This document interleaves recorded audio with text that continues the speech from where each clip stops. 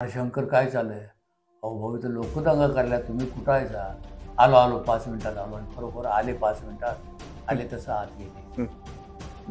मी सगळ्या पैलवानचं बघितले, खरं सांगायचं म्हणजे.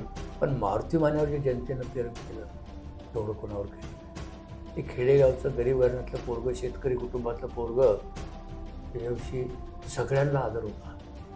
टाळ्या शिट्ट्या चालू होत्या. बरोबर. नारळ फोडला, सगळ्याला असं करायला लागले. आणि मी बोलला, खुदा भी आसमां से जब जमी पर देखता होगा, ये चीज किसने बनाया वो भी सोचता होगा. मला असं करायला. तन भी सुंदर मन भी सुंदर, तू सुंदरता की मूरत है, तारीफ करो उसकी जिसने तुम्हें बनाया, तो जिसने तुम्हें बनाया वो कितना सुंदर होगा. आणि हसणार लोक चुकताय जवळ येऊन बसून कोपर मारा. शंकर तुला कसं जमतंय रे? इतर वेळा जमत नाही, तुम्ही आत गेला की मला जमतंय म्हणलं. जय हिंद, जय भारत. आज परत एकदा कुस्तीच्या भीष्माचार्य शंकरांना पुजारी यांच्याजवळ आलेला आहे. आज मी इथून जात होतो आणि म्हणलं अण्णांचं दर्शन घेऊन जायचं. वय वर्ष 78 आहे. या माणसानं गेली 40 वर्ष झालं कुस्तीला जिवंत ठेवण्याचं महान कार्य केलेलं आहे. असे शंकरांना पुजारी आहेत. मी यांच्याजवळ आलेलो आहे. मी महाराष्ट्रातल्या विविध मल्लांच्या मुलाखती घेतो आणि मुलाखती घेत असताना त्या मल्लांची परिस्थिती बघतो. परिस्थितीत मल्ल थोडेसे गांजलेले आहेत. त्या काळचे महाराज चॅम्पियन आहेत, उपमहाराज केसरी आहे, महाराज केसरी आहेत, पण त्यांना योग्य ते मानधन मिळत नाही. आमचे गुलाब बर्डे अण्णा, जे सर्वसाधारण कुटुंबातला व्यक्ती, तर त्या व्यक्तीचं सुद्धा दिनचर्या चालणं मुश्किल आहे. कारण ते वॉचमॅन म्हणून त्यांनी नोकरी केलेली आहे आणि आता रिटायर आहेत. त्यांना 6,000 मानधन मिळते. 6,000 मानधनाचं आजकाल काय होतंय याचं चिंतन आपली सर्वांनीच करणं गरजेचं आहे. तर आज गेली 40 वर्ष झालं कुस्तीला जिवंत ठेवणारे व्यक्तिमत्व म्हणजे शंकरांना पुजारी, ज्यांचा आवाज ऐकला की हृदयाला शांती मिळते. अजून सुद्धा कधी एकांतात मी बसलो तर कुस्तीची कॉमेंट्री ऐकतो आणि मनाला शांती मिळते. असे शंकरांना पुजारी या भीष्माचार्यानं गेली 40 वर्ष झाली कुस्तीची अविरत सेवा केलेली आहे. तर या भीष्माचार्यानं 2 वेळा शिवछत्रपती पुरस्कारासाठी मागणी केली होती, अर्ज भरला होता, पण त्यांना मिळालं नाही. तर महाराष्ट्र गव्हर्नमेंटला मी एवढंच सांगेन, आजचे आमचे मुख्यमंत्री फडणवीस साहेब असू द्यात, आमचे उपमुख्यमंत्री अजितदादा पवार असू द्यात, आमचे एकनाथ मामा शिंदे असू द्यात, किंवा क्रीडा मंत्री आमचे भरणे मामा असू द्यात, यांना माझी विनंती आहे की अशा भीष्माचार्यानं अविरत कुस्तीची सेवा केलेली आहे, ज्यानं वय वर्ष 78 आहे. यांची अपेक्षा एवढीच आहे की यांना यथोचित त्यांचा सन्मान झाला पाहिजे, म्हणजे यांना शिवछत्रपती पुरस्कार मिळाला पाहिजे. याचं चिंतन करून याच्यावर कारवाई करावी, एवढीच माझी हात जोडून महाराष्ट्र गव्हर्नमेंटला विनंती आहे. अण्णा, त्याचबरोबर आज अण्णांच्याकडून थोडंसं, अण्णा बोलायला थोडंसं धजत नाही आहेत, कारण अण्णांची तब्येत थोडीशी खालावलेली आहे, त्यामुळे अण्णा बोलताना थोडं कमी बोलतात. तरी पण आज अण्णांच्याकडून थोड्याशा काही गोष्टी जाणून घ्यायच्या आहेत. अण्णा नमस्ते. नमस्कार. थोडंसं कुस्तीचं आता तुम्ही मागच्या वेळी भरपूर काय सांगितलेलं आहे, मारुती मानेंची गोष्ट सांगितलेली आहे, अशा काही गोष्टी तुम्ही सांगितलेल्या आहे. आज कुस्तीबद्दल चर्चा न करता थोडंसं तुमच्या कार्यावर थोडा प्रकाश टाकायचा आहे की तुम्ही कॉमेंट्री या क्षेत्रात किंवा कुस्ती या क्षेत्रात आलेला आहे आणि आताची जी पिढी आहे यांना काय पुढे भविष्यात जर मोठं व्हायचं तर काय गरजेचं आहे ह्याच्याबद्दलच बोलायचं आहे अण्णा आपण. तर पहिलं थोडं तुम्ही सांगा की तुम्ही कुस्तीत कसं आला अण्णा? माझे वडील कुस्तीगीर होते. तुमचे वडील? बर. फार मोठी नव्हती पण गाव पातळीवर चांगले पैलवान होते. बरोबर. मग माझ्या मुलाला पैलवान करणार ही त्यांचा ध्यास होता पहिल्यापासूनच. मी आई वडिलाला एकुलता एक. बर. 7वी पर्यंत शाळा झाली. हुशार होतो अगदी. माझं कौतुक नव्हे पण गाव सगळं म्हणत होतं हुशार होता. आणि वडिलांनी सांगितलं 7वी झाली, आता शाळा बंद म्हणले, आता फक्त तालीम करायची. गावातले सरपंच पाटील सगळे घराकडे आले. आमच्या वडिलाला कारभारी बनायचे. कारभारी काय करताय खोयासारखं? पोरगं शाळा शिकलं तर गावाचं नाव काढलं एवढं चांगलं आहे आणि तुम्ही शाळेतनं कसं काढायला आहे? नाही, मी माझ्या पोराला पैलवान करणार. माणसं म्हणाले शाळा आणि तालीम दोन्ही होऊ शकतंय, करू दे. नाही नाही, कुठलं तर चांगलं एकच होत आहे. आणि माझी शाळा 7वीतनं सुटली आणि मी सांगलीला जायला होतो कुस्ती मेहनतीला, सरकारी तालमीत. बरोबर. संध्याकाळी आई दिवसभर काम करून यायची, स्वयंपाक करायची, जेवण करायचं आणि दुधाची किटली अडकून सायकलनं सांगलीला जायचं. मध्ये आडवी नदी, कृष्णा वारणेचा संगम, पुढीतनं पलीकडे जायचं. असं चालू. आणि सकाळी कुस्ती मेहनत करायचं, आंघोळ करायची आणि परत यायचं. आईनं काय सांगितलं होतं, बाबा येणारा असलास तरी इकडे यायचं, रोज, नाहीतर जाऊ नकोस. वडील खमके होते. मग पुढे पावसाळा लागला, चिखलाची वाट, सायकल चालना, आणि मग हलवा लागलं. लय हाल होतंय असं. मग बाबा आयतवार तर येशील देवाला म्हणून, मग फक्त आयतवार यायला लागलो आणि पुढं पुढं तसाच राहिलो तिथंच. बरोबर. 10 वर्षे, 1962 ते 1972 तिथं राहिला. 10 वर्षे राहिले. मग 55 वर्षापूर्वी 70ला तुम्ही जेव्हा माईक हातात घेतला, तो प्रसंग कसा आला वाना कॉमेंट्रीचा? खरं सुरुवात झाली 2000 साली. बिजलीमधलं माजी आमदार संभाजी पवारनं मैदान घेतलं, भारत पाकिस्तान. हा हा हा हा हा. भारत ज्योतिरामदादा सावर्डे आखाड्याला घेतलं. आणि त्यावेळेला संभाजी पवारचा आमचा अगदी 36चा आकडा होता. त्यांची तालमी वेगळी, आमची वेगळी. आतासारखं माझ्या गावात तू आणि तुझ्या गावात मी असं नव्हतं. शड्डू ठोकूनच करायचं. बरोबर. आणि मग कुणी तर त्यांच्या पट्ट्याने सांगितलं, शंकर पुजारीला चांगलं बोलतोय एवढं. आणि मग ते राजकारणी झाले. राजकारण म्हणजे जमेचं राजकारण असतंय. त्यांनी वैर विसरलं आणि शंकर पुजारी कुठं असतील त्यांनी माईक जवळ यायचं. माईकवरनं बोलले. मी कुस्त्या बघायला गेलो, तो माणसात बसलो. तो संभाजी पवार कसं काय बोलवतोय मला, आमदार. पहिलवान तुम्ही माईक हातात घ्यायचा. मारुती माने होते, दिनानाथांना होते, सगळे होते. तर मारुती माने म्हणलं शंकर माईक घ्या हातात. आणि मग खरी सुरुवात तिथनं झाली मला. म्हणजे मारुती माने पण त्याला कारणीभूत आहेत आणि संभाजी पवार पण, आणि प्रत्यक्षदर्शी आमच्या दिनानाथांना. आणि मग प्रसिद्धी झाली, प्रत्येक गावोगावी बोलवावं लागली. अगोदर करतो तो सांगली, आपलं भवतानी, जयसिंगपूर, दानोळी, असं करतो. म्हणजे ज्या जातीच्या माणसाला काना मात्र नाही तो माणूस म्हणजे लिमिटेड होता, पण या कुस्तीनं तुम्हाला मोठं केलं. कुस्तीनं खूप मोठं केलं. माझी लायकी नसताना म्हणतो मी, असं नाही, योग्यता नसताना इतकं मोठं मला केलं. म्हणजे पण त्यात तुम्ही पण त्याला खरे उतरला अण्णा. तुम्ही पण त्याचं काम केलं कुस्तीच्या. एकच परमेश्वराकडं, तेव्हा माझ्या गळ्याला मीपणाची मिठी तेवढी नको. बरोबर. मी पण ज्याचे पक्व फळापरी गळले रे, जीवन त्याला कळले रे. जगण्याचा आनंद घ्यायचा असेल तर मी पण गळून जायला लागते. विकलेलं फळ कसं अलगद होतं तसं मी पण जावं लागतंय, तरच त्याचा उजेड पडतो. नाहीतर उजेड पडत नाही, कितीही मोठा असला तरी. कॉलर ताट केला मी लय मोठा म्हणत असला तर तुझ्या घरचा. बरोबर आहे. तुम्ही जे श्लोक म्हणता का ना अण्णा, मैदानात सुद्धा एकदम मोठ्या आवाजात जेव्हा श्लोक म्हणता तरी वेगळीच ऊर्जा मिळते अण्णा. हे कसं काय एवढं श्लोक तुम्ही मनात ठेवले हो? परमेश्वरी कृपा म्हणायचं, सर काय परमेश्वरी कृपा. असा एखादा कोणता श्लोक आहे की जो तुम्ही सदैव तुमच्या स्मरणात आहे आणि तुम्ही आठवणीत तुमच्या असणार? बोलतो तेच, जिथे जातो तिथे तू माझा सांगा, चालविषयी हाती धरून या, चालू वाटे म्हणजे तुझाच आधार. बरोबर आहे. हा तुमच्या कुस्ती ज्यावेळी होती तुमची काटा कुस्त्या म्हणा, भरपूर हार्ड कुस्त्या होत्या किंवा कष्टाच्या कुस्त्या होत्या. आता जे कष्टाच्या कुस्त्या ह्यात जरा फरक पडलाय वाढणार. आता आम्ही मैदानात जातो बघतो, ह्याच्याबद्दल तुमचं मत काय वाढणार? तुम्हाला असं वाटतं का? अतिशय कुस्ती मरगळली, मागं पडायला लागली, जनमानसातून लक्षात यायला लागले लबाड कुस्ती आहे.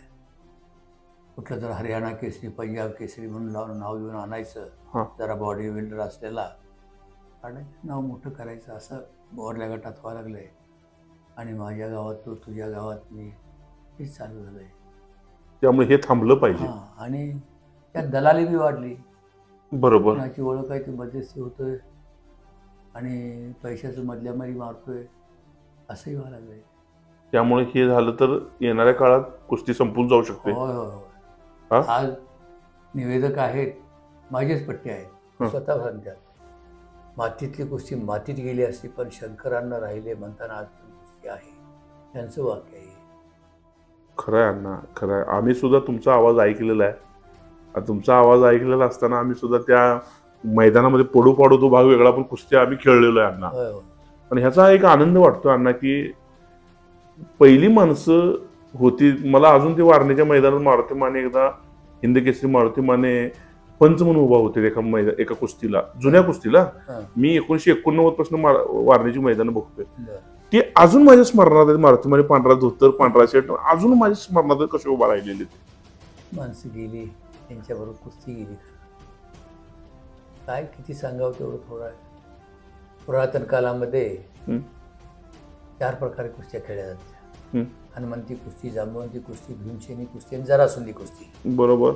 एका कुस्ती प्रकारामध्ये प्रतिस्पर्ध्याला ठार मारलं जायचं. भीमानं बकासुराला कुस्ती ठार मारलं, भीमानं किचकाला कुस्ती ठार मारलं, भीमानं जरासंधाला कुस्ती ठार मारलं, कृष्णानं कंसाला कुस्ती ठार मारलं, कृष्णानं चानुराला कुस्ती ठार मारलं, बलरामानं मुष्टिकाला कुस्ती ठार मारलं. हा प्रकार होता. पण परिवर्तन संसार का नियम आहे. सातत्यानं परिवर्तन होत असतं. तो प्रकार बंद झाला. हात मोडणे, पाय मोडणे हा प्रकार होता, तोही बंद झाला. आणि आता प्रतिस्पर्ध्याची जमिनीला पाठ लावणे. हनुमंती कुस्ती, हनुमंती कुस्ती ठीक आहे. आज बैलाची झुंज जमिनीवरच होत असते, वाघाची झुंज जमिनीवर होत असते, सिंहाची झुंज जमिनीवर होत असते. तसं माणसाची झुंज सुद्धा जमिनीवरच, मातीवरच व्हायला पाहिजे. पण आता काल आहे तसं महिना परिवर्तन संसार का नियम आहे. आंतरराष्ट्रीय क्षेत्रामध्ये चमकायचं असेल तर त्या मॅटवरला कुस्तीत भाग घेतलाच पाहिजे. बरोबर. आणि 3 मिनिटाचा टाईम आणि मध्ये 30 सेकंदाची विश्रांती आहे. 3 मिनिटात काय कळतंय कोणाला दम किती आहे. खाली घेतले 2 पॉईंट दिले, बाहेर पडला 1 पॉईंट दिला, संपली कुस्ती संपली. बरोबर आहे. असं झालेलं आहे. अण्णा कुस्तीमध्ये व्यसनाधीनता जी वाढली आहे का नाही, म्हणजे इंजेक्शन वगैरे घेऊन जी खेळणारे पोरं आहेत, होय. ह्यासनी आता आम्ही काय व्हायला लागले, आता मुलं 15-15 वर्ष मुलाला अटॅक घ्यायला लागले अण्णा. होय की. ह्याच्याबद्दल तुमचं मत काय आहे? अतिशय चुकीचं आहे ते. पैलवान होणं न होणं बरंचसं नशिबावरही अवलंबून असतंय. देव आणि दैव, देवाला 1 मात्रा आहे, पण दैवाला 2 मात्रे आहेत. दैवही बलवत्तर असावं लागतं, ही गोष्ट खरी आहे. पण अशा पद्धतीनं इंजेक्शन ते घेऊन केलं तर तुमचं जीवन व जन्मच बर्बाद होतो. तुमच्या देखत अशा घटना घडलेल्या आहेत का अण्णा? तुम्ही मैदानाला गेला नाही, कारण पैलवान तुमच्या देखत असं खराब झाला? अहो, कॉमेंट्री करता करता माझ्या हितचिंतकानं बोलवलं खाली आणि गॅलरीच्या भोवतानी फिरवलं. इंजेक्शनची सुया पडलेल्या होत्या. आता काय होय. मग आणि कॉमेंट्री करत असताना तुमच्या लक्षात पण येत असणार की बाबा ही पोरग हे इंजेक्शन घेऊन आलेलं आहे, कारण अंग कापणे, त्याच्या अंगात म्हणजे असं कंपन होणे, चांगली वाईट झाली. सर नितीन खुर्द नावाचा अतिशय चांगला पैलवान. हा, नितीन 5 मिनिटात अनेक कुस्त्या करणार. हा. मग देशिंगला कुस्त्या झाल्या. हा. 5 मिनिटात मारलं पैलवानला, त्या जोडदाराला. हा. मग मी लगेच परत यायला लागतो. गाडी घेतली आणि माझ्या गाडीतून बसला. घामानं भिजलेला बनियन पॅन्टवर बसला. अरे नित्या काय करतो? मला जळगावला जायचं आहे ना, आणि लवकर मला मिरजेला सोडा, मिरजेच्या रेल्वेतनं जाणार. काय घेतलं होतं, काय काय घेतात ते इंजेक्शन केलं. तसा झाला तर सोडलो त्याला मिरजेच्या स्टेशनवर आणि आलो. रात्रभर गेला रेल्वेनं. दुसऱ्या दिवशी दुपारी फोन आला मला. अण्णा म्हणला नित्याला काय झालंय, आणि लघवीला चालला होता आणि दारातच पडला. डॉक्टरकडे नेलं. तो म्हणला ताबडतोब चांगल्या दवाखान्याकडे कुठं हलवा, आणि तिथं सोलापूरला आणून ॲडमिट केले त्याला. मी 4 दिवसांनी बघायला गेलो तर क्वाटवरनं दिसत नव्हतं पोरगं. एवढं बारीक झालं? 100 किलोचं वजनाचं पोरगं, 1 नंबरचं पोरगं. त्या 2010चा महाराष्ट्र केसरी कोण? घोडके, समाधान घोडके. त्याला मारलो. इतका चांगला पोरगा, पण काय चुकी त्यात गेला, म्हणजे व्यसनात गेला. वाचलाय. एक डोळा बारीक, एक हात बारीक झालाय. म्हणजे हे व्यसन केल्यामुळं त्यामुळं नवीन पिढीतल्या पैलवानांनी अण्णांचं विचार ऐकायला पाहिजेत, कारण हे त्यांची प्रत्यक्षदर्शी आहेत. हे कुठलं जाऊन कुठं अभ्यास केलेला नाही यांनी प्रत्यक्ष बघितलं प्रत्यक्ष अनुभव आहे ह्यो. म्हणजे असं नाही की कुठं पुस्तकात वाचलंय की बाबा इथे याला हे झालं त्याला हे झालं, असं नाही. त्यामुळे हे गरजेचं आहे. अण्णा, तुम्ही आता एवढं सेवा केली कुस्तीची, तुम्हाला भीष्माचार्य म्हणून सुद्धा ओळखलं जाते. महाराष्ट्र गव्हर्नमेंटनं तुम्हाला शिवछत्रपती पुरस्कार दिलेला नाही, बरोबर? नाही. पुरस्कारासाठी एकदा आपण हे पण केलं होतं ना, निवेदन केलं होतं ना? बाळासाहेब लांडगेकडे एक वेळ केलं हा. होतं, अर्ज वगैरे दिला होता, एवढंच. पुण्याला जाऊन दिलं होतं. बर. ते काही झालं नाही. परत मी त्याच्या मागं लागून नाही. हांजी करून मागं लागून कुठलंही मी घेतलं नाही, खरं सांगतो. बरोबर की आज 40-45 पुरस्कार मिळालेत मला, 25 पुरस्कार. बघा इथं 25 पुरस्कार. हा. पण ती आता लेटेस्ट मिळाली कदा आहे आता ही. बर. जनमानसातून मिळाली, शिक्षण संस्थेकडून मिळालं, गावाकडून मिळालं. पण महाराष्ट्र सरकारकडून काही मिळालं नाही आणि त्याची अपेक्षाही मी करत नाही. नाही, अपेक्षा नाही, पण ते आमचं कर्तव्य आहे की तुम्हाला दिलं पण पाहिजे ना. अपेक्षा नाही हा भाग वेगळा वाढला. त्यांचं कर्तव्य आहे. महाराष्ट्र गव्हर्नमेंटला माझी एवढी विनंती आहे, कुस्तीचे भीष्माचार्य आहेत, गेली 55 वर्षे कुस्तीची अविरत सेवा करतायत, अशा माणसानं आपल्याला अपेक्षा केलेली नाही. पण खरंच या माणसानं कुस्ती जिवंत ठेवलेले महाराष्ट्रातल्या कुठल्याही जुन्या पैलवानाला विचारलं किंवा नवीन पैलवान जे आता आहेत मागच्या 10 वर्षापूर्वीचे, यांना जर विचारलं तर शंकर पुजारी नाव हे आदरानंच घेतलं जातंय. कारण या व्यक्तीनं ज्यावेळी कुस्तीला काहीच नव्हतं त्यावेळी कुस्तीला खऱ्या पद्धतीचा साज देण्याचं काम ह्या माणसाने केलेलं आहे. अशा माणसाला वयाच्या 78व्या वर्षी गव्हर्नमेंटला माझी विनंती आहे की आपण कृपा करून या माणसाला शिवछत्रपती पुरस्कार द्यावा आणि यांचा यथोचित गौरव करावा. मी हे सांगतोय ह्याचं कारण असं आहे की योगदान फार आहेत. ही माणसं ज्यावेळी आमच्यात नसतील त्यावेळी ह्यांची आठवण जरूर होईल, अशी माणसं आहे ती. कारण ह्यांचं एक एक शब्द म्हणजे साक्षात परमेश्वरानं त्यांच्या तोंडातून वदवलेले श्लोक आहेत, असे यांचे शब्द आहेत. त्यामुळं कृपा करून महाराष्ट्र गव्हर्नमेंटने याची दखल घ्यावी आणि यांना शिवछत्रपती पुरस्कार द्यावा, ही माझी कळकळीची हात जोडून विनंती आहे. मी एक सैनिक आहे, तरी सुद्धा माझी विनंती आहे की अशा व्यक्तीचा सन्मान आम्ही करायलाच पाहिजे, कारण ह्या व्यक्तींचं कार्य फार महान आहे. अण्णा, हे एक झालं. मला आता तुमच्याकडून थोडंसं हे जाणून घ्यायचं. मारुती माने यांचा इतिहास तुम्ही मागच्या वेळी मला बऱ्यापैकी सांगितला, सादिक पंजाबीचा पण सांगितला. गणपती आंधळकरांची एखादी कुस्ती बघण्याचा योग आला का? हो, कितीतरी. गणपती आंधळकरची कुस्ती मोहम्मद हनीफला माझ्या समोरच मार. मोहम्मद हनीफला का हनीफनं? मोहम्मद हनीफला. हा, तुमच्या देखत मारलं? हो, बरोबर. गोगा पंजाब तर गणपत आंधळकरला मारलं होतं. गोगा पंजाबनं. तुम्ही ह्याला जगजेत्या गामाचा भाऊ इमाम बक्ष. इमाम बक्षाला 6 मुलं, साई जागतिक कीर्तीची. शाहीच्या साई. हा, आणि गामाला पोरगाच नाही. 5 मुलं झाली, 5ही मुलं लहानपणीच वाढली गामाची, आणि 4 मुली झाल्या, त्यातल्या फक्त 2 जगल्या. हा. आणि त्याचा भाऊ इमाम बक्ष, त्याला 6 मुलं, साई जागतिक. आझम, असलम, अक्रम, भोला, गोगा आणि हासूर. 6 जागतिक कीर्तीची. वयाच्या 19व्या भारत जिंकला भोलानं. आणि गोगाच्या तर कुस्त्या बघितल्या त्या. गणपत आंधळकरला मारलं, सादिक पंजाबीला मारलं, तिथं कासवागला. आणि श्रीपती कंचनाळ्यांना? श्रीपती कंचनाळ्यांनाची त्यांची कुस्ती झाली नाही. मग श्रीपती कंचनाळे हा फार मोठा पैलवान, खरं म्हणजे आंधळकरांच्या पेक्षा पण मोठा. आंधळकरची त्यांची बरोबरीच. ती कुस्ती इकडं झाली मुंबईला, तर हाताला लागलं आंधळकरच्या, कुस्ती बरोबर नसुटली. तर कंचनाळ्याचं मी मुलाखत घेतली, तुम्ही कसं घ्यालाय तसं. तुम्ही यांना व्यायाम तरी काय करता आणि खुराक तरी काय खाता? अरे शंकर, आता सांगितलं तर पोरांना खरं वाटत नाही. आणि ती खुळा आहे का काय म्हणतात, मी कुणाला सांगत नाही. तुला सांगतो म्हणले 3000 बैठक आणि 3000 दोर दररोज मारतो. 3000 बैठका. अरे अरे अरे. हौदा खाणे, फळी ओढणे हे वेगळं, सगळ्यावर लढत करणं हे वेगळं, दररोजचं सांगतोय मी. बापरे, 3000. मग एवढं हे करायचे? हो, 3 वाजता उठायचं म्हणून पहाटे. इतकं व्यायाम करणार. आणि खाणं पण त्यांचं सांगतो की. आणि खुराक काय खात होता ना, अरे मरता 1.5 माप तुपच असतो म्हणले दिवसाकाठी, आणि ओंजळीनं बदाम बी घालतो तो म्हणले. आताची पोरं 1, 2, 3, 50 काय असेल ते. बरंच वाटलं काहीतरी. मग एका मैदानावर त्याची स्वयंपाकी भेटले, श्रीपती कंचनाळ्यांचे रामा बन्ने, पट्टणकुर्ली. वाजता तुम्ही खंचळांनाची स्वयंपाक होता काय? होय होतो की म्हणले. हं. मग त्याला तूप किती लागत होतो? हं. अरे मर्दा तू काय माणूस होता होय? मी स्वयंपाक आहे म्हटलं. खरं सांगतो महिन्याला 25 किलो तूप घालायला लागत. अरे बापरे, 25 किलो तूप. आणि मग खात तर कसा होता? अरे ती चपाती ती त्यातच कुस करणार म्हटला हं. आणि खाणार. एवढा खुराक, एवढी मेहनत होती. माझ्या माहितीप्रमाणे माझ्या समोर काही कुस्त्या झाल्या त्यांच्या, हं. पट सुद्धा कोणाला निघाला नाही. शिरपत खान सगळ्यांचा.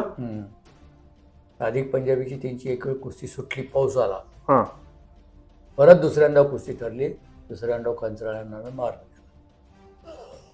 खंचनाने मारलं सादिक पंजाबीला. होय. बर बर बर. आणि आंधळकरांची आणि त्यांची मध्ये एकदा झाली ती सुटली, ती लागल्यामुळे हाताला त्यांच्या. बरोबर. तर खंचराळांना पहिले हिंद केसरी 1959. बरोबर. तर पंजाबचा बत्ता सिंग चांगला पैलवान, हं. आणि त्यांची फायनलला कुस्ती झाली दिल्लीला. हं. 28 मिनिटं लढला तो आणि मागं पळायला लागला. हं. तिकडलीच पंच कमिटी ही ती होती, कुस्ती सोडवली. हं. खंचराळांच्या जीवाला लागलं, कुस्ती मिळणार, पण असं झालं ते तसेच डायरेक्ट तिथे राष्ट्रपतीकडे गेले. पहिले राष्ट्रपती राजेंद्र प्रसाद. माझी कुस्ती परत लावा, त्याला गदा जाऊ द्या, मला जाऊ दे, पण परत कुस्ती तेवढी लावा. आणि राजेंद्र प्रसाद राष्ट्रपती हे कुस्तीचे चाहते होते. त्यांनी दुसऱ्या दिवशी सकाळी 10चं टाईम दिलं आणि स्वतः खुर्ची घालून बसले आणि परत कुस्ती चालू केली. खंचराळांनी हाल करून एकेरी कस काढून चित मारलं. बापरे, बत्ता सिंगला आणि हिंद केसरी झाले. नाही, खरं आहे अण्णा, हे फार मोठं योगदान आहे या लोकांचं कार्य आहे. अण्णा, आता कुस्तीमध्ये जे आता पहिले तर व्यसनाधीनता वाढली, त्या मातीशी, लाल मातीशी इमान राखून जो राहिला तो खरा पैलवान. मातीशी बेईमानी केला, 2 नंबरचं वागायला लागला तर ती माती त्याला मातीत घातल्याशिवाय सोडत नाही. हा इतिहास आहे. अगदी तिची प्रचिती आहे. अण्णा, आता तुम्ही धनगर आहे, होय. तुम्ही ओव्या वगैरे म्हणायचं का हो अण्णा? ओव्या मी स्वतः म्हणतो, माझे चुलत भाऊ म्हणायचे आणि मी कैताळ घ्यायचो. कैताळ वाजायचा, डिमू घालायचा. ओव्या म्हणला नाही तुम्ही कधी? ओव्या पण म्हणला? साथ द्यायची. पण म्हणजे ते ओव्याचे जास्त हे केलं नाही तुम्ही. बरोबर बरोबर. सगळं तुमच्या आठवणीतला, तुमच्या आवडीचा एखादा पैलवान अण्णा, जुन्या काळातला एखादा पैलवान तुमच्या आवडीचा, असा चांगला पैलवान जो तुमच्या? मान्याविषयी मला फार आदर आहे. मारुती माझ्या गावापासून 10 किलोमीटर जवळचा पैलवान. ऐकीव किंवा वाचीव नव्ह, स्वतः पाहिलेलं सांगतो. 1.5 एकर रान, कोरडवाहू, 3 जण भाऊ लोकांच्यात रोजगारला जात होते. 4 आठांनी पगार जास्त पडावा दिवसाकाठी म्हणून अंगावर पळकाट पडायचं, खंडून घ्यायचं, दिवसभर काम करायचं, रात्री तालमीत जायचं. पण चेहरा असा होता सोन्याचं पाणी ओतल्यासारखं, परमेश्वरी देणगी होती. तुम्हाला एक उदाहरण सांगतो. सांगलीचं शिष्टमंडळ दिल्लीला निघालं. त्यासाठी आमचा एक खासदार कॉप्ट करून घ्या, दुल्हाप्पांना नवले, स्वातंत्र्य सेनानी चांगला होता, मी बघितलं होता. कोणी तर टूम काढली, मारुती मान्याला बरोबर नेलं आणि जाता जाता मारुती मान्याला बरोबर नेलं.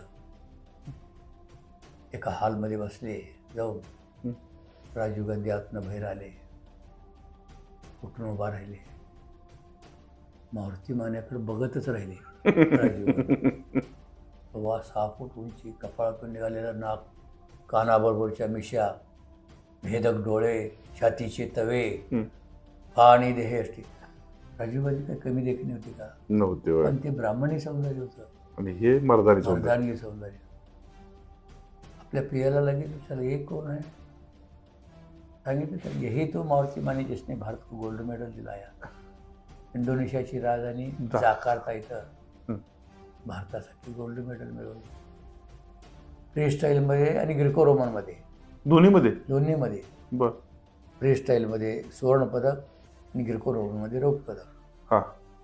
आणि मॅटचा सराव नव्हता तरी सुद्धा भारताचा झेंडा उंच केला आहे गरीबाच्या पोरांना. माझ्या मुलाला ₹1,00,000 पगार आहे, तुमच्या मुलाला 10,00,000. आपल्या प्रपंचासाठी असू द्या, मी नाही म्हणत नाही, पण ज्या मातीत जन्मलो त्या मातीचं नाव केलं का? ज्या पांढरीतलं पाणी पिलो त्या पांढरीचं नाव केलं का? हे बघितलं पाहिजे. तर त्या गरीब घरच्या पोरानं फार मोठी कामगिरी केली. आंधळकरनं पैलवानं बी काम केली. मग तिथले का खासदार बनवलं? 1963ला गणपत आंधळकरला अर्जुनवीर पुरस्कार देऊन सन्मानित केलं भारत सरकार. त्याला काय दिलं नाही. ध्यानचंद पुरस्कार दिला. कोणाला? मारुतीमान्याला. बर. झालं. आणि खासदार पण केलं. खासदार केलं राज्यसभेत. होय. पार्लमेंटमध्ये जाऊन बसली, दुसरे खासदार मारुतीमान्याकडेच बघत राहील. काय पार्लमेंटमध्ये? बर बर बर. तब्येत इतकी देखणे पण ऐकता बघा अभि आ समासे यांना आलते जयंतराव पाटील आता आहेत ना, त्यांच्या वाढदिवसानिमित्तानं कुस्त्या घेतल्या त्यांच्या हाताने. आणि मारुती मान्याच्या हस्ते उद्घाटन होतं. मैदान गच्च भरलं. मी ऐकलं होतं. आणि मारुती माने अजून आलेच नाही. मैदान लोक दंगा करायला लागले. तोपर्यंत मान्यांचा फोन आला मला, भाऊचा. अरे शंकर काय चाललंय? भाऊ तर लोक दंगा करायला, तुम्ही कुठं आहेसा? आलो 5 मिनिटात आलो. आणि खरोखर आले 5 मिनिटात. आले तसं आत गेले. मी सगळ्या पैलवानचं बघितलं खरं सांगायचं म्हणजे. पण मारुती मान्यावर जे जनतेनं प्रेम केलं तेवढं कोणावर केलं. ते खेडेगावचं गरीब घराण्यातलं पोरगं, शेतकरी कुटुंबातलं पोरगं, त्याच्याविषयी सगळ्यांना आदर होता. टाळ्या शिट्ट्या चालू होत्या. बरोबर. नारळ फोडला, सगळ्याला असं करायला लागले. आणि मी बोलायला लागलो, खुदा भी आसमां से जब जमी पर देखता होगा, ये चीज किसने बनाया वो भी सोचता होगा. मला असं करणार. तन भी सुंदर मन भी सुंदर, तू सुंदरता की मूरत है, तारीफ करो उसकी जिसने तुम्हें बनाया, और जिसने तुम्हें बनाया वो कितना सुंदर होगा. आणि हसणार असं करणार. लोक टाळ्या जवळ येऊन बसून पोपर मारा. शंकर तुला कसं जमतंय रे? इतर वेळा जमत नाही, तुम्ही आत गेला की मला जमतंय म्हणलं. असं चालायचं आमचं. फार मोठे पैलवान, पण इतर वेळेला माझ्याबरोबर मैत्रीच्या संबंधाने बोलायचे. हे जुन्या पैलवानांच्यात भूमिका अहमपणा नव्हता. मग काय सांगितलं मी, पण ज्याचे पक्वफळा गळले रे, जीवन त्याला कळले रे. कारण काय होतं, आता अर्जुन अवॉर्ड एखाद्या पुरस्कार पैलवानाला मिळाला किंवा एका खेळाडूला मिळाला, तो एखादा खेळाडू आपल्या गुरुकडे सुद्धा जायत नाही. आणि म्हणजे एखादा पुरस्कार मिळाला तर म्हणते मला लय मोठा झालो म्हणतो. आणि ते छोट्या मोठ्या माणसांना विचारायचं बंद करतं. ज्यांच्याकडून शिकलोय त्यांनाच विचारायचं बंद करतंय. हे काय म्हणायचं? हे आंधळेकर म्हणा, मारुती माने म्हणा किंवा खिंचणारे म्हणा, यांच्यात होतं का हो हे असलं या माणसाच्यात? अतिशय चांगलं. अहो छत्रपती शिवाजी महाराजांच्या सुद्धा असा आमपणा नव्हता. बरोबर ना अण्णा? ती माणसं किती मोठी झाली. तो आंधळकरचं आणि मारुती मान्याचं फार सख्य होतं. लाखो रुपये. माझ्याकडं पुण्याची माणसं होती, मोठे उद्योगपती. किती लाख मागतात त्यावेळेला, किती लाख मागतात सांगा, ती कुस्ती तेवढी जमवून द्या दोघांची. बर बर. होत नाही म्हणणार मी कुस्ती. तर मला माहिती होतं त्यानं कधी ₹1,00,000 भरला नाही. तो कधी कुणी कुणाचं नाव कधी घेतलं नाही. आंधळकर मोठे ना, मारुती मानेपेक्षा वयाने थोडेसे मोठे होते. फार मोठे नाही, वर्ष 2 वर्षांनी. पण आंधळकरांचा पूर्ण रिस्पेक्ट करायचे ना माने. ज्यावेळी मारुती माने मारले ते आंधळकर तिथे गेले, ते रडलेत ना. होय होतो की. आदरांजलीच्या वेळेला समोर बसले होते. आज राम लक्ष्मणाची जोडी फुटली. आंधळकर पहिला डोकं धरून रडा लागले माझ्यासमोर. अशी माणसं जी मोठी दोन्ही असताना एकमेकाविषयी आदर फार होता. ते म्हणणार हे मारुत्या इतर वेळेला, पण सगळे असले तर मारुतीराव खासदार असून सुद्धा. आणि ते मारुती माने हसत उत्तर देत असणार ना. खासदार असलो तरी सुद्धा म्हणणार की इज्जत. एवढं त्यांचं प्रेम होतं. गाडीला मागं बसले आंधळकर पैलवान, समोरनं गाडी आली की ती मागं हालायचं असतं. कोण? अरे गणपा हालतोस कसं रे? गप्प. अरे पुढनं गाडी आहे त्या मर्दा तू बाजूला बी घेत नाही आणि अंगावर आली तर गाडी आहे. म्हणजे त्यांचं हे होतं बरोबर. त्याला जपानला गेले. हा जपानची राजधानी टोकियो. हा टोकियो ऑलिम्पिकला निवड झाली दोघांची. हा बंडा पाटील रेटरेकरची हा हा हा 1964. हा मग तिथं कुस्ती, तिथं हॉकी, तिथं काय असेल ते दुसरा खेळ असं होतं. आणि इथलं गेम झाला की बघायला जायचं म्हणलं तर इथं सायकल ठेवलेल्या असतात. सायकल घ्यायचं आणि जायचं गडबडीनं. मग बऱ्याच वेळा म्हटलं तर बंडा पाटीलांनी मारुतीमाने सायकल घेतल्या की म्हणा हिता आणि कशाला पाहिजे म्हणून घोड्यासारखं पळायचं. कोण आंधळकर? आंधळकर. हा मग एक वेळ आमचं गेम संपला आणि हॉकी होतं भारत विरुद्ध पाकिस्तान. हा अरे सायकल घ्या म्हणले, लवकर जाऊ गडबडलं. दोघांनी सायकल घेतल्या. तो म्हणला अरे घे गाणपा सायकल. मग मला सायकल कवा येते का म्हणला. सायकल सुद्धा येत नव्हती. अशी सर्वसामान्य कुटुंबातली माणसं. सर्वसामान्य परिस्थितीतली माणसं होती. होय होय. यांनी भारताचा झेंडा उंच नेला. तुमची जी पिढी होती का ना अण्णा त्यावेळीची आणि आताच लय फरक वाटतो ना तुम्हाला? कधी कधी दुःख होते ना तुम्हाला या गोष्टीचं? फार फार फरक. काहीच नव्हतं तुमच्याकडे पण तुम्ही श्रीमंत होता त्यावेळी. अगदी अगदी म्हणजे मनाला 2 टायमाला म्हणजे अन्न सुद्धा मिळेल याची खात्री नव्हती अण्णा त्यावेळी. चालणं म्हणजे सगळं हे म्हणजे कष्टात सगळं काम होतं तरी समाधान होतं ना अण्णा. समाधान. आज सगळं आहे तरी थोडंसं दुःख होतं ना अण्णा ह्या जीवनाचं. मग खरं आहे ना अण्णा हे? खरं आहे. कारण आजकाल म्हणजे तुमच्या वडिलाच्या पुढे सुद्धा तुम्ही त्यावेळी बोलणं म्हणजे तुम्हाला 50 वेळा विचार करावा लागत होय होता. होय होय. आणि त्यांचा शब्द म्हणजे परवलीचा शब्द. त्यांचं मानायचं. काही म्हणून देत मग. होय. 7वीत शाळा सोडायची म्हटलं की सोडायची. म्हणजे मी शिकणार आहे, मी करणार आहे असली भानगड काय नाही. आणि आज एखाद्या ठिकाणी जायचं नाही तर नाही जायचं. म्हणजे फार मोठ्या गोष्टी आहेत. फार मोठं कष्ट होतं. वास्तवात बी तशी होते. फार कष्ट करून घ्यायची. नवीन जी मुलं आहेत का नाही आताची, आता अण्णा तुम्ही आता गेली 40-45 वर्ष झालं बघताय कुस्त्या. नवीन पिढीतल्या पोरांनी आता खेळाडूंनी म्हणा किंवा नवीन मुलांनी काय करावं साहेब तेव्हा पुढचा पिढी देश आपला मोठा होईल? तालीम सोडली नाही पाहिजे. वस्तादला चुकून काही वेडवाकडं बोलायचं नसतं. पुढं वस्ताद चाला म्हणजे मागं टिंगल्या करतात आताची पोरं. बरोबर. तर हे झालं नाही पाहिजे. अगोदरचे वस्ताद असे होते मर तिथं हौदा चोटून वर यायला व्हायचं नाही. 3-4 कुस्ती करायची. वर आले की मार सपाटी. होत नसेल तर वळकटी बांधायचं आणि घराकडे जायचं. इतकं कडक. आता आणि तेव्हा जाणं भीती. घरला गेलं बाप सोडणार नाही का आलायच म्हणून. नाही तिथल्या तिथे दुसरीकडे तालमी जायचं म्हणलं की जातात आताची पोरं. तेव्हा तसली भानगड नाही. तिथला वस्ताद का म्हणत नाही तसं? तिथनं का आलास? काय तिथं चुकलं तुझं? का वस्तादचं चुकलं? असं नाही. आला तर ये. इकडं तिकडं अशी पोरं फिरतात. बरोबर आहे. आज शंकरअण्णा पुजारी यांच्याजवळ आलेलो आहे. ज्यांना कुस्तीचे भीष्माचार्य म्हणून ओळखलं जाते. अण्णांची तब्येत ठीक नाही. अण्णा बोलायला म्हणजे कमी बोलतात तरी सुद्धा आज त्यांना विनंती केली आणि अण्णांनी मांडलेलं आहे. पण मी महाराष्ट्र गव्हर्नमेंटला तसेच भारतातील सर्व कुस्ती शौकीन असू देत किंवा खेळाडू असू देत यांना सांगेन की अण्णांचे शब्द म्हणजे खरंच परवलीचे शब्द आहेत जे विचार करण्यासारखे आहेत आणि नवीन पिढीला एक ऊर्जा देणार आहे. तर नवीन पिढीतील मुलांनी यांचे जे शब्द बोललेले त्याचा विचार जरूर करावा. त्याचबरोबर महाराष्ट्र गव्हर्नमेंटनं अण्णांना वयाचं 80 वर्ष आता गाठत आलेलं आहे. अण्णांचं त्याची उतराई म्हणून अण्णांना एक शिवछत्रपती पुरस्कार द्यायची व्यवस्था करावी ही मी महाराष्ट्र गव्हर्नमेंटला हात जोडून विनंती करतो आणि मी इथंच थांबतो. अण्णा नमस्कार. नमस्कार.